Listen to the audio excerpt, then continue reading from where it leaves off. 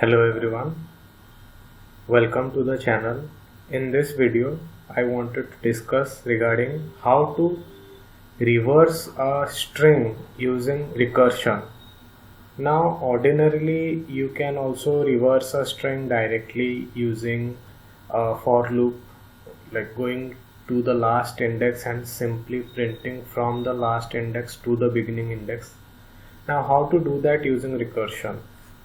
So in recursion, before we going into the problem, we have to understand that it would require a base case, and if that base case is matched, then simply come out of the recursive call, and if the base case is not matched, then do something else.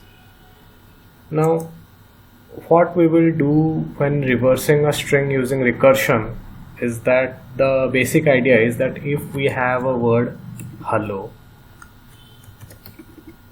what we want to do is that in each recursive call we want to print the o and then reduce the string to HELL. Then when it is reduced to HELL, we want to print L. So that is that whenever we have a string that is non-empty, we would have to print the last index of that string, and then in the recursive call take the string without having that last element. So we'll print O, and in the recursive call we will pass HELL. Then once this happens, then in the next recursive call, if we have HEL and we are printing the last element, then again we would have HE and we are printing the E, and then in the next call we are passing the H, and when we are finally printing the H, and once H is printed, nothing is left, nothing is like it's an empty string. And when we are meeting or getting this empty string, the base condition is matched and we have to simply return this empty string. And when we are returning this empty string, like nothing is printed, and simply we come out of the recursive call. So just to summarize, the basic idea is whenever we have a string, we would have to print the last element or the element at the last index of the string. Then in the recursive call, give the entire string apart from the last element, like from the beginning till the element before the last element, from the beginning till the element before the last element. So let's code it out. To code it, we will define a function def ref string of A. Now if A equals to empty, which matches the base condition, then return A. Else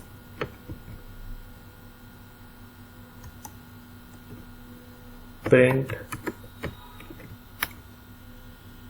the element that is at the last index of A, and make a recursive call, return rev str of A from 0 to length of A minus 1. So this will take a string from the starting element till the element that is just before the final element of the string. Now let us test. And here we would have to set it end equals to So what this syntax does is that each time the print statement is called, the elements are printed on the same line. It doesn't actually call a new line to print the element every time, which is what it is required, or else the elements would be printed like E in one line, then in the second line L, so like that will happen. Now let us define a string A which is equals to hello, and then print rev str of A. So here the reversed element are printed. Now what happens when I remove this thing, this end equals to, it will print in each line it is printed, so this is required.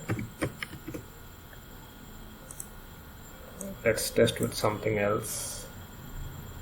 Go home. So the reversed element is printed.